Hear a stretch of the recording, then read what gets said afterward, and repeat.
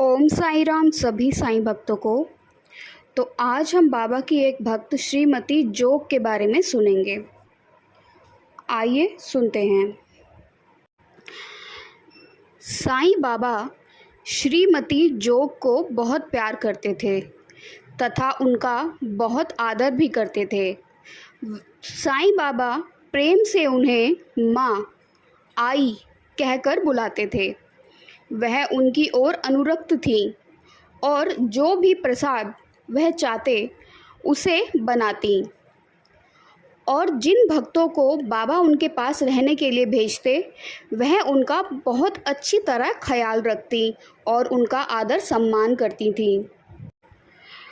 एक दिन जब वह नाश्ता का प्रसाद लेकर द्वारका माई गईं तो बाबा ने उन्हें बुलाया और बोले, आई, आज तुम्हारे पास एक बहस आएगी। आज खूब सारी पूरन पोली बनाना। पूरन पोली एक प्रकार की रोटी होती है जिसमें चने की दाल, शक्कर तथा इलायची का मिश्रण भरा जाता है। उसके ऊपर फिर बाबा ने कहा उसके ऊपर बहुत सारा घी लगा देना और वह उस भैंस को खाने के लिए दे देना। आई सहर्ष ये बात मान गई। तुरंत वह बोली, बाबा, मैं अवश्य बहुत सारी पूरन पोलियाँ बनाऊंगी और ढेर सारा उस पर घी लगाऊंगी।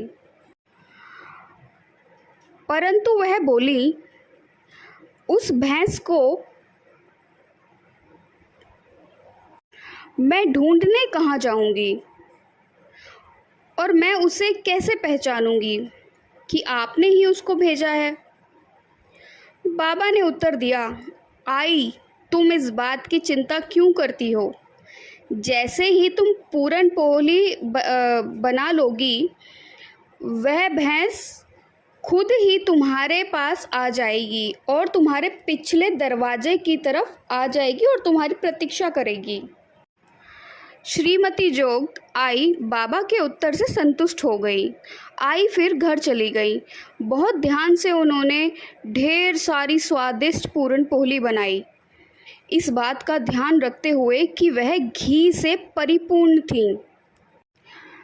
उस समय लगभग 12:30 बजे थे जब वह पिछले द्वार पर गईं और उन्हें भैंस प्रतीक्षा करते हुए नजर आई। वह हैरान थी परंतु खुश भी थी कि बाबा के शब्द सत्य थे। फिर वह ढेर सारी पूरन पोली लाई जो घी से लिप्त थी। उन्होंने उस भैंस को खिला दी। वह भैंस सारी पूरन पोलियाँ खा गई और फिर उनके द्वार पर ही मर गई। आई बहुत डर गई। वह बहुत घबरा गई और बहुत दुखी हुई। आई को लगा कि भैंस की मौत के लिए वो ही और फिर वह अंदर गई और उन्होंने हर वस्तु जो उन्होंने इस्तेमाल की थी पूरन पोली बनाने में उसको ध्यान से देखा, परंतु उन्हें कुछ भी गलत ना मिला।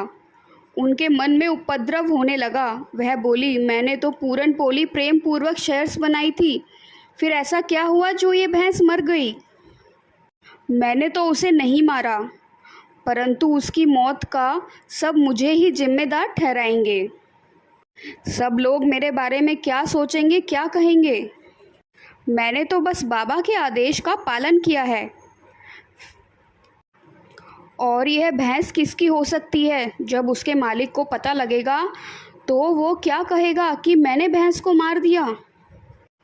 और यदि उसका मालिक पैसे मांगेगा तो उस भैंस की कीमत कितनी होगी?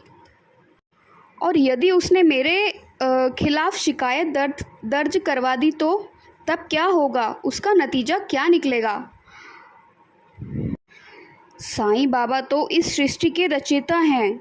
मैंने तो उनके आदेशों का पालन किया, तो यदि नतीजा बुरा हुआ वह मुझे उसके लिए माफ़ कर देंगे। ऐसा सोचते हुए उन्होंने स्वयं को सांत्वना दी।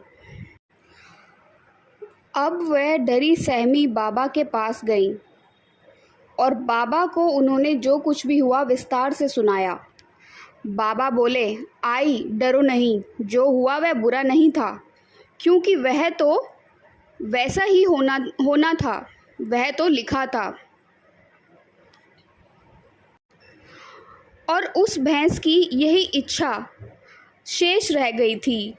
एक बार उसकी वह इच्छा पूर्ण हो गई तो वह गर्भ से मुक्त हो गई और अब उस भैंस का अच्छा पुनर्जन्म होगा। अब तुम भय रहित होकर घर जाओ। तुम बुरा मत महसूस करो और ना ही दुखी हो, क्योंकि तुमने उसे एक निचली योनि के जन्म से मुक्त किया है। जब तुमने उसे एक भैंस के पुनर्जन्म से मुक्त कर एक बेहतर जन्म का अवसर दिया है, तो तुम दुखी क्यों हो? इन शब्दों के साथ बाबा ने उन्हें सांत्वना दी और वह सहर्ष घर लौट आईं। ओम साई राम, जय साई राम, सबका मालिक एक।